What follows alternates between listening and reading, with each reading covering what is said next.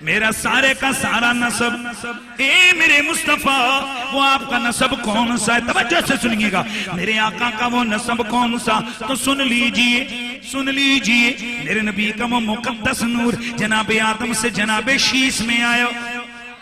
شیس سے یانس میں، یانس سے قینان میں، قینان سے ملائیل میں، ملائیل سے بیارت میں، بیارت سے ادریس میں، ادریس سے متوشق میں، متوشق سے نمکنیک نام، نمکنیک نام سے نوح، نوح سے سام، سام سے ذوالعاد، ذوالعاد سے شالح، شالح سے عابر، عابر سے تاتا، تاتا سے راوا، راوا سے سارو، سارو سے ناخور، ناخور سے تاریخ، تاریخ سے ابراہیم خلیل اللہ، ابراہیم خلیل اللہ سے اسماعیل ذبیح اللہ، اسماعیل سے قیدار، قیدار سے ابہام، ابہام سے عمل، عمل سے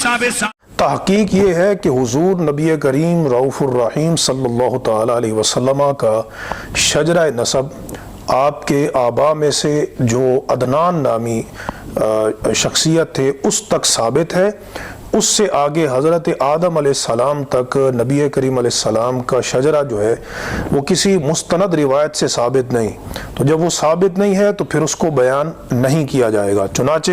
یہ میرے پاس حدیث کے بڑے معروف شارح علامہ قسطلانی جن کا سن وصال 923 ہجری ہے، ان کی سیرت کی کتاب ہے المواہب اللدنیہ،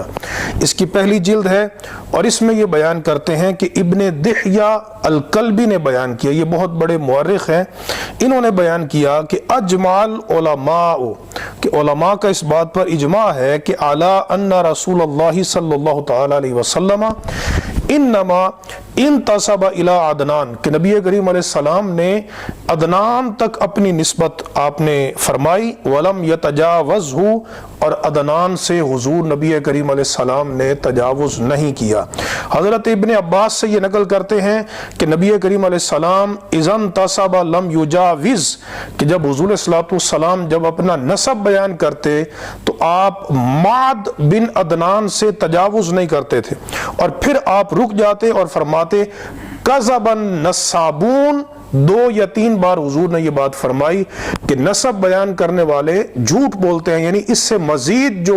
نسب بیان کرتے ہیں وہ جھوٹ بولتے ہیں۔ تو جب نبی کریم علیہ السلام نے خود بیان نہیں کیا تو پھر کون سا وہ ذریعہ ہے، مستند ذریعہ، کہ جس سے یہ معلوم ہو کہ سرکار دو عالم علیہ السلام کا حضرت آدم علیہ السلام تک شجرہ نسب کیا ہے؟ یہی بیان کرتے ہیں حضرت ابن مسعود کے حوالے سے کہ حضرت ابن مسعود رضی اللہ تعالیٰ عنہ آپ نے بھی یہ فرمایا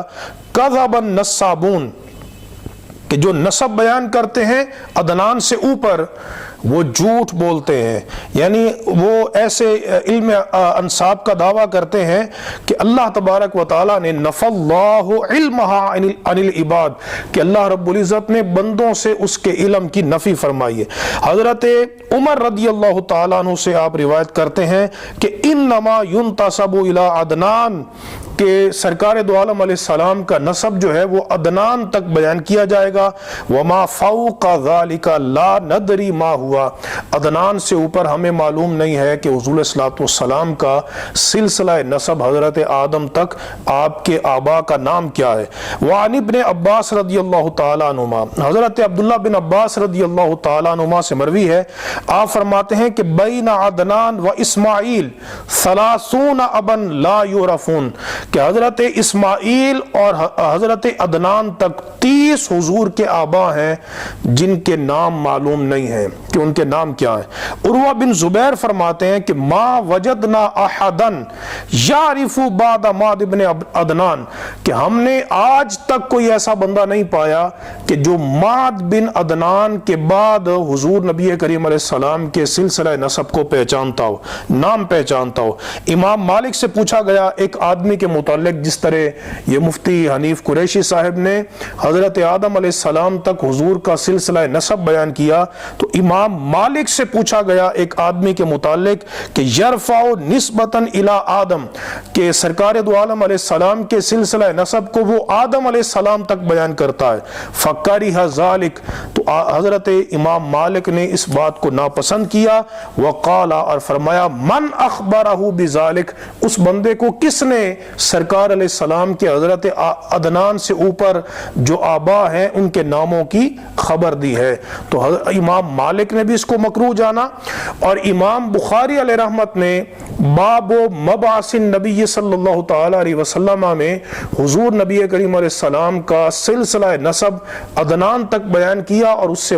آگے جو ہے آپ نے بیان نہیں کیا، جس کا مطلب یہ ہے کہ جو مستند ذرائع سے سرکار دو عالم علیہ السلام کا سلسلہ نسب ثابت ہے وہ عدنان تک ثابت ہے، اور اس سے